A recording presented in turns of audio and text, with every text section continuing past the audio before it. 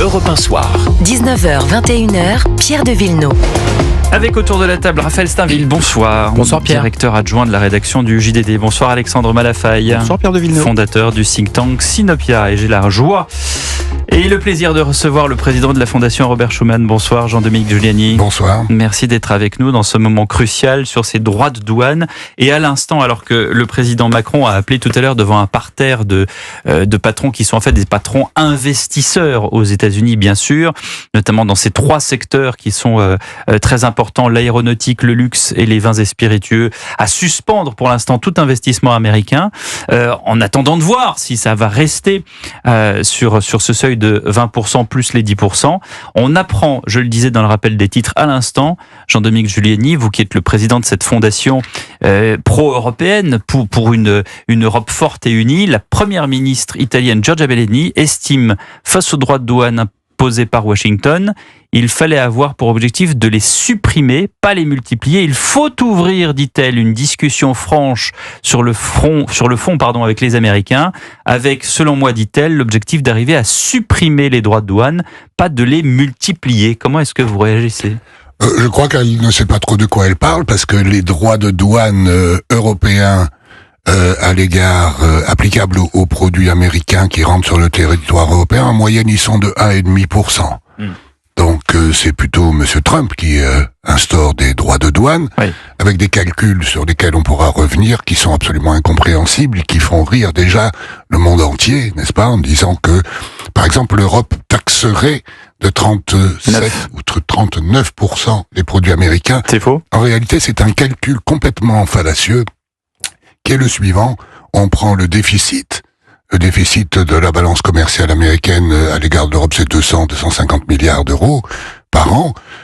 On le divise par les exportations, le montant des exportations, on multiplie par 100 et on arrive à 39. Et en réalité, les droits de douane, c'est 1,5%. Donc, si vous voulez, il va falloir qu'on se mette autour de la table pour parler de choses sérieuses, ça c'est vrai. Les intérêts sont très croisés entre Américains et Européens dans tous les domaines. Si en matière de biens et de commerce de biens, c'est vrai, les Européens exportent plus qu'ils n'importent des États-Unis, c'est faux dans le domaine des services. Et grosso modo, ça s'équilibre à peu près. Donc évidemment, l'Union européenne a les moyens de répliquer. Il faut pas dire qu'elle est divisée, parce que c'est pas Madame Meloni qui va décider, c'est la Commission européenne. L'Italie a délégué la compétence commerciale, comme tous les États membres, à l'Union européenne. Donc, mais est-ce que par cette déclaration, elle n'essaye pas de retrouver un peu de ce qu'on appelle communément de la souveraineté, plutôt que de déléguer à une Union européenne? Je crois qu'elle a un problème interne au sein de sa majorité qui est très large, comme vous le savez, où il y a de vrais Européens et il y a aussi des souverainistes traditionnels et même des extrémistes avec Salvini. Des eurosceptiques, vous pouvez le dire. Oui, notamment eurosceptiques, oui, ou pro-russes. Bah, c'est pas une maladie, on a le droit d'être eurosceptique. On a le droit d'être eurosceptique, il y en a d'ailleurs de moins en moins au regard des intérêts. Parce que tout cela, ça va faire quoi? En fait, si vous prenez un peu de recul, ça va accélérer l'intégration européenne. Les Européens sont obligés de réagir ensemble. Individuellement, ils peuvent pas. Les Irlandais, qui sont par exemple les plus concernés sur le plan commercial, déjà appellent à une unité européenne pour répondre, avec une stratégie, à mon avis, tout à fait raisonnable, qui est de dire, voyons voir ce que vraiment Monsieur Trump décide. Regardons ces chiffres, ces calculs, parce que quand je vois qu'on taxe Mayotte ou la Réunion ou la Polynésie française, on pourrait quand même s'interroger sur les vrais chiffres du commerce. Ensuite, regardons où sont les intérêts communs, voir ce qu'on peut faire pour... et si on ne peut pas, on a un énorme bazooka qui va convaincre les Américains de revenir à meilleure fortune. C'est vrai que là, vous parlez de Mayotte et Emmanuel Valls à l'instant, le ministre des Outre-mer dénonce un cumul d'incohérences, d'absurdités et d'incompétences sur les droits de douane en Outre-mer. Je reviens sur ce tableau qu'a brandi Donald Trump fièrement à la Maison-Blanche. C'est vrai qu'il y a des... tout à l'heure, je déjeunais avec un ami qui a des origines suisses, qui dit, tu te rends compte, il leur met 31% à ces pauvres Suisses qui n'ont rien demandé. Et Donald Trump, lui, il dit, bah oui, mais il nous taxe à 61%. Donc c'est la même méthode méthode de calcul que vous avez de la même façon le Cambodge, et on parlait de t-shirts qui sont souvent fabriqués au Cambodge, qu'on retrouve dans les, vous le disiez tout à l'heure juste avant cette émission, dans les malls américains, dans les grands centres commerciaux.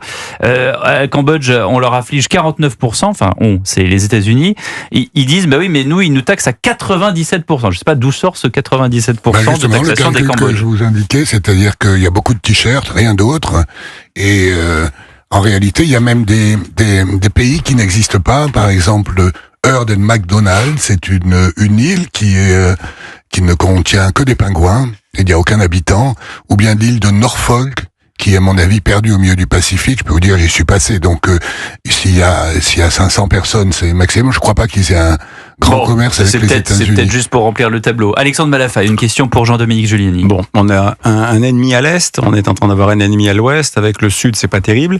Est-ce qu'il vaut mieux dans ce cadre-là pratiquer la surenchère, c'est-à-dire la riposte, ou est-ce qu'il faut parler d'une riposte graduée, ou est-ce qu'il faut vraiment se mettre en position de négocier et se mettre en position très vite? Parce que moi, ce que je crains dans le contexte actuel, même s'il y a une délégation de compétences sur les questions commerciales, c'est quand même qu'à un moment donné, chaque État soit tenté de faire du bilatéral, d'aller régler ses problèmes, de trouver des exemptions sur tel ou tel sujet, de manière à finalement essayer de défendre ses intérêts.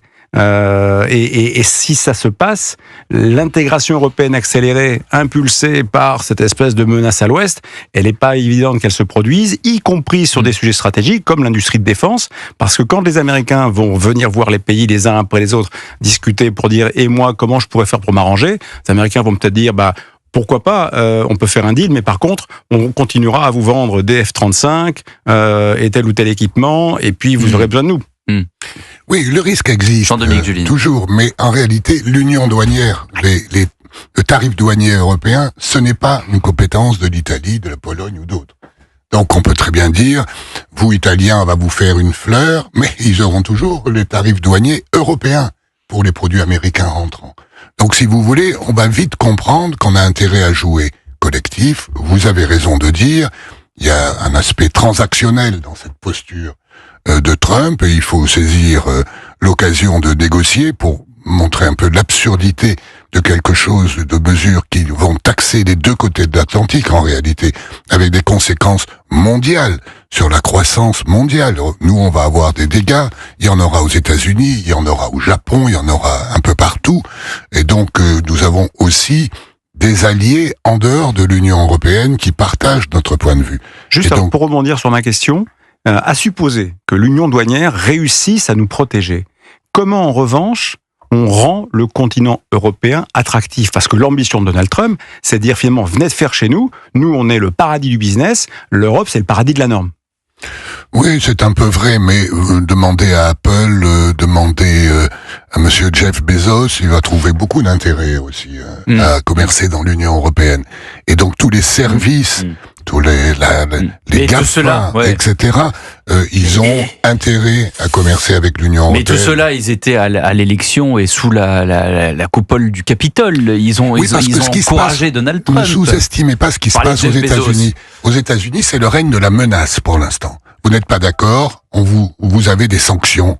Vous n'êtes pas d'accord, vous êtes licencié de la fonction publique. Vous n'êtes pas d'accord, vous êtes taxé, on vous envoie le ministère de la Justice ou bien Elon Musk. Pour l'instant, c'est ça. C'est la menace.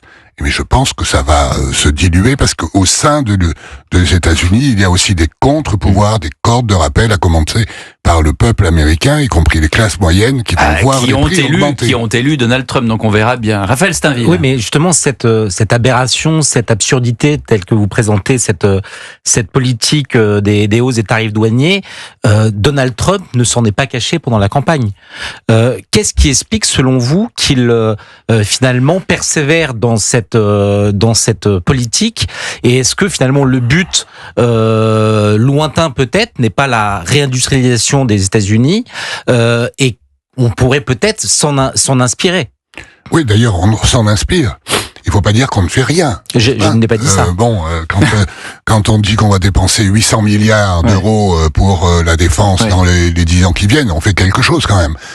Mais on l'a dit, mais on n'a pas encore fait. Oui, mais pour les Covid, on l'a fait, n'est-ce pas? Et donc l'Italie d'ailleurs en profite très bien. Donc non, il faut pas dire ça. Il y a effectivement l'élection au suffrage universel d'un président en réaction vraisemblablement à ce qui se passait aux États-Unis, qui sont des réactions, l'immigration, le wokisme, vraisemblablement des excès de la mondialisation. Et là, c'est un coup d'arrêt à la mondialisation que les Américains n'ont cessé d'organiser depuis 40 ans. Donc c'est un retour. Oui, mais c'est pas tous les Américains. Non, mais c'est un retour excessif. Ce que vous dites, Jean-Dominique Giuliani, c'est que il faudra voir aussi comment la situation financière des Américains évolue. Parce que les Américains, ils sont pragmatiques. Donc s'ils voient que le prix de l'essence augmente, s'ils voient que là pour l'instant le dollar baisse, pourquoi ? D'après ce que j'ai compris, c'est parce que Donald Trump veut rendre les États-Unis attractifs pour venir investir aux États-Unis parce que la monnaie est plus faible. Ouais. Bon là, très bien. Non. Mais est-ce que bah oui, non mais c'est la monnaie ce plus qui a été faible, présenté. c'est surtout pour exporter davantage. Mais en réalité, aujourd'hui, à la bourse de Wall Street, 2000 milliards de valorisation boursière se sont envolés en fumée. Oui, en effet. Et ça, c'est quoi ? Ce sont les retraites des Américains. Ils n'ont pas de retraite par répartition. Donc ça, c'est le retour de bâton de Donald Trump, c'est-à-dire que ceux-là même qui peut-être l'ont élu vont se retrouver contre lui avec... C'est la corde de rappel. Je ne sais pas si c'est le retour de bâton, c'est la corde de rappel. On ne peut pas aller trop loin en causant des dégâts immédiats, même si c'est un calcul de long terme. Il y a une volonté de réindustrialisation qui a commencé avant Trump, avec Biden lui-même, parce que ils ont des problèmes identiques à nous, en Europe d'ailleurs, en tout cas nous Français. C'est-à-dire de désindustrialisation, de sociétés de services, de cherté etc. de l'automobile, de la transition écologique. Donc ils ont cette politique, elle est assez légitime, mais là elle est excessive. Et en tout cas, elle utilise un moyen qui pouvait marcher au 19e siècle, mais enfin qui n'a pas marché longtemps, parce que plusieurs présidents s'y sont essayés, dont Hoover, après la crise de 29, au bout d'un an, il a rendu son tablier en disant c'est pas possible. Donc ce n'est pas la bonne méthode, si vous voulez, de taxer comme ça tous azimuts à la tronçonneuse. En réalité, c'est ça. C'est excessif. Vous reprenez l'image de Javier Milei. Oui, donc on va voir comment on va discuter, négocier, parce que c'est tellement excessif que c'est pas crédible. Dernière question courte d'Alexandre Malafaille. On est d'accord, c'est excessif. Et maintenant, si on se met sur le plan de l'intérêt européen, les 800 milliards, c'est bien, ça suffira pas. En France, pour l'industrie défense, il faudrait sans doute faire une loi d'exception pour aller très vite. Qu'est-ce qu'on peut faire à l'échelle de l'Union européenne, là, maintenant ? Est-ce que ils ont parlé de simplifier un peu la CSRD, de ralentir un peu sur le Green Deal ? Jean-Dominique, ça suffira pas. Il faut aller beaucoup plus vite, sinon on va se faire dépasser par d'autres continents qui vont faire la réindustrialisation à notre place. Mais si vous parlez de l'excès de normes, je partage votre avis. D'accord ? Donc, depuis toujours. Oui, on est allé trop loin, nous aussi. On a voulu être plus vert que vert. On a voulu être plus moraux que tout le monde. On a voulu être exemplaire dans le monde. Aujourd'hui, on révise tout ça. Et à vitesse très rapide. Il y a déjà 3 projets de règlement au niveau de la Commission européenne, dit omnibus, c'est-à-dire où on met tout, dans lequel on revient en arrière avec von der Leyen 2 sur ce que von der Leyen 1 avait fait. Donc il y a une prise de conscience. On peut dire que c'est pas assez rapide, c'est vrai. En tout cas, elle existe. Et j'ai vu que aujourd'hui au Parlement européen, même les socialistes ont voté sur cette directive dont vous parlez, sur les obligations des entreprises. Ils ont voté avec le centre droit pour revenir en arrière. Bien, on verra si l'Europe continue sur ce chemin et peut-être qu'un jour Pascal Praud arrêtera de parler des petits hommes gris de Bruxelles, mon cher Jean-Dominique Giuliani. Oui, souvent il confond les petits hommes gris, les petits hommes verts. Vous l'emmènerez. Vous n'avez qu'à l'emmener. Vous faites une émission là-bas, de là-bas. Absolument. Ça, mais ça là, il y a du boulot. Merci Jean-Dominique Giuliani, président de la Fondation Robert Schuman.